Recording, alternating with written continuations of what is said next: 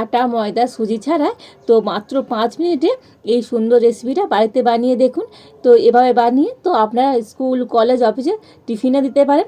আর এটা তো সম্পূর্ণ নিরামিষ, তো যে কোনো উপোস কিংবা নিরামিষ দিনেও বানিয়ে খেতে পারেন। খেতে তো দারুণ সুস্বাদু হয়। নমস্কার বন্ধুরা, রূপার রন্ধনশালায় আপনাদের সকলকে অনেক অনেক স্বাগত জানাই। চলে এসেছি আজকের আবারও একটা নতুন রেসিপি নিয়ে। তো আজকের আমি সুন্দর স্বাস্থ্যকর একটা রেসিপি শেয়ার করব, যেটা আপনারা সকালে জলখাবারে খেতে পারেন কিংবা স্কুল অফিসে টিফিনেও দিতে পারেন। খুবই একটা স্বাস্থ্যকর খাবার। আর এভাবে বাড়িতে বানিয়ে দেখুন, প্রত্যেকে ভীষণভাবে পছন্দ করবে। তো আপনারা সঙ্গে থাকুন আর প্রথম থেকে শেষ পর্যন্ত পুরো রেসিপিটা দেখতে থাকুন। আশা করি আজকের রেসিপিটা আপনাদের অনেক ভালো লাগবে। তবে চলুন দেরি না করে শুরু করে দিই আজকের রেসিপিটা। তো দেখুন, আজকের রেসিপির জন্য এখানে আমি নিয়ে নিয়েছি সাবু। তো এই সাবুদানাটা তো কালকে আমি রাত্রেবেলা ভিজিয়ে দিয়েছিলাম, আর সাবুদানাটা দেখুন ভালো মতো ভিজে গিয়েছে। তো এখানে আমি 100 গ্রাম সাবুদানা নিয়েছি, আর নিয়েছি বড় দানা সাবু। তো বড় দানা সাবু দিয়ে আজকে রেসিপিটা করলে কিন্তু রেসিপিটা খুবই সুন্দর হবে। আর এবার আমি একটা ছাঁকনি নিয়ে নিয়েছি, আর এখন আমি সাবুদানাটা ছাঁকনির মধ্যে দিয়ে দেব। তো সাবুদানা থেকে ভালো করে জলটা ঝরিয়ে নেব।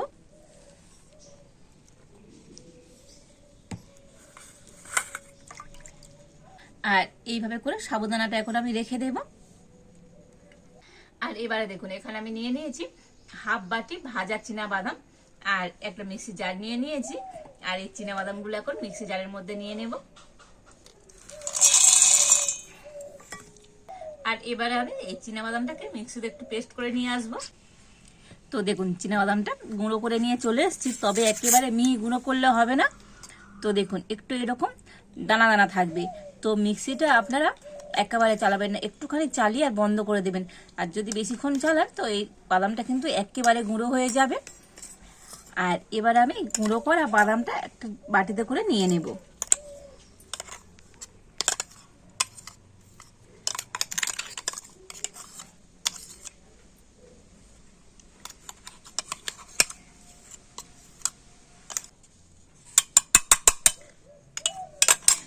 তো দেখুন, বাদাম গুঁড়োটা বাটিতে করে নিয়ে নিয়েছি।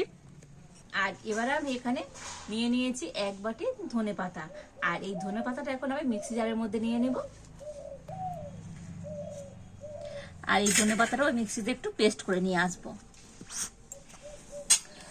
তো দেখুন, ধনে পাতাটাও পেস্ট করে নিয়ে চলে এসেছি, তবে একেবারে মিহি পেস্ট করিনি।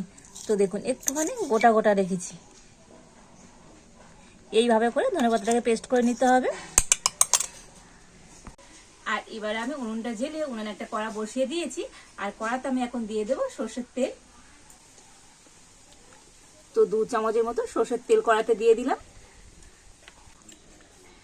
আর এবার আমি তেলটাকে কড়ার চারিধারে একটু ভালো করে ছড়িয়ে দেব। আর দেখুন, তেলটা ভালো মতো গরম হয়ে গিয়েছে। আর এবার আমি তেলের মধ্যে দিয়ে দেবো 1/2 চামচ গোটা জিরে, দিয়ে দেবো কয়েকটা কাঁচা। আর দেখুন, এখানে আমি নিয়েছি আলু, গাজর আর বিনস। তো সমস্ত সবজিগুলো একটু ছোট ছোট করে কেটে নিয়েছি। তো দিয়ে দেবো।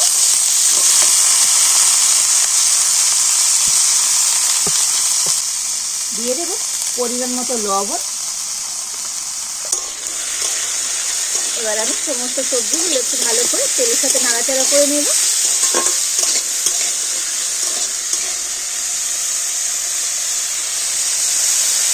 আর এবার আমি একটু ঢাকা দিয়ে দেবো। তো এইভাবে ঢাকা দিয়ে তো সবজিগুলোকে একটু সিদ্ধ করে নেব। তো এই আজকের রেসিপিটা তো আমি বানাচ্ছি সম্পূর্ণ নিরামিষ। তো আপনারা যে কোনো নিরামিষ দিনে কিংবা এমনকি উপোস দিনেও বানিয়ে খেতে পারবেন। খেতে ভীষণ সুস্বাদু হয়। তো একবার ঢাকা খুলে নাড়াচাড়া করে দেব। তো দেখুন, এখানে আমি আলু, গাজর আর বিনস নিয়েছি। তো আপনাদের হাতের কাছে যদি আরো অন্যান্য সবজি থাকে তো দিয়ে দিতে পারেন, যেমন ক্যাপসিকাম, বাঁধাকপি। তো আপনাদের মন মতো সবজি দিয়ে তো আজকে রেসিপিটা তৈরি করে নিতে পারবেন। তো একটু নাড়াচাড়া করে তো আবার আমি একটু ঢাকা দিয়ে দেব। তো ঢাকা চাপা দিয়ে দিয়ে তো সমস্ত সবজিগুলো একটু ভালো করে সিদ্ধ করে নিয়েছি। তো দেখুন, আলু গাজর খুব ভালো মতো সিদ্ধ হয়ে গিয়েছে। আর এবার এর মধ্যে আমি দিয়ে দেবো কাঁচা লঙ্কা। তো এখানে আমি 3টে কাঁচা লঙ্কাকে একটু কুচিয়ে নিয়েছি, দিয়ে দিলাম। তো ঝালটা আপনারা আপনাদের স্বাদ মতনই দেবেন। আর এবারে দিয়ে দেব জল ঝরিয়ে রাখা সাবুদানাটা। তো সাবুদানাটা দিয়ে তো সমস্ত সবজির সাথে একটু ভালো করে নাড়াচাড়া করে নেব।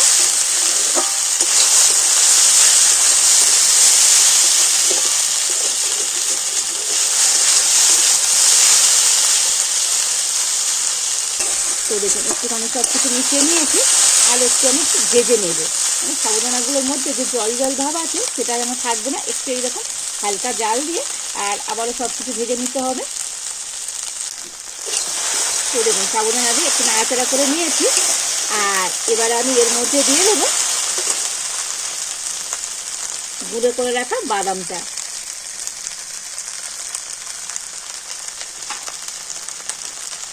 দিয়ে দেবো পেস্ট করে রাখা ধনেপাতা।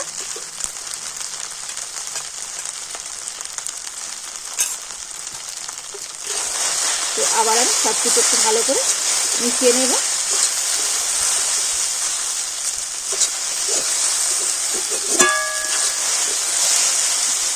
তো হাতে যখন সময় একদমই থাকবে না স্কুল কলেজের টিফিনের জন্য, তো আপনারা খুবই ঝটপট বাড়িতে এই স্বাস্থ্যকর রেসিপিটা তৈরি করে নিতে পারবেন।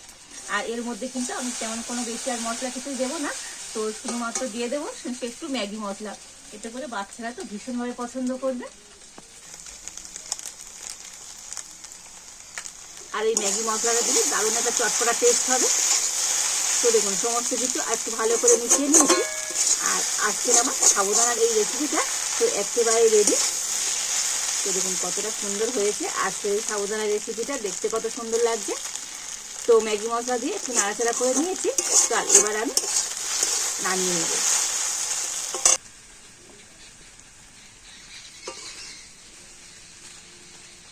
তো দেখুন কতটা সুন্দর হয়েছে আজকের এই সাবুদানা রেসিপিটা,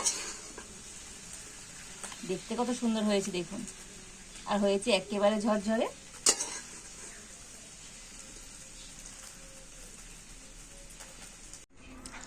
তো একটু বাদামের গুঁড়ো আমি রেখে দিয়েছিলাম, উপর দিয়ে দিয়ে দেব।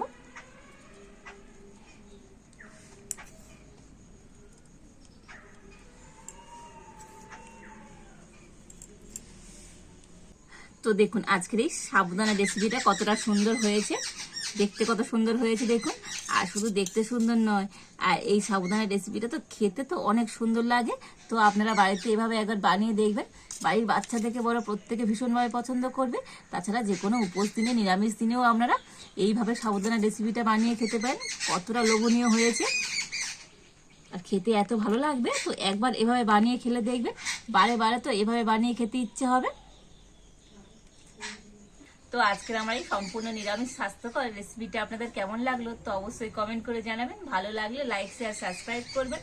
আজ এই পর্যন্ত, আপনারা ভালো থাকুন, সুস্থ থাকুন, দেখা হচ্ছে নতুন কোনো একটা রেসিপি নিয়ে।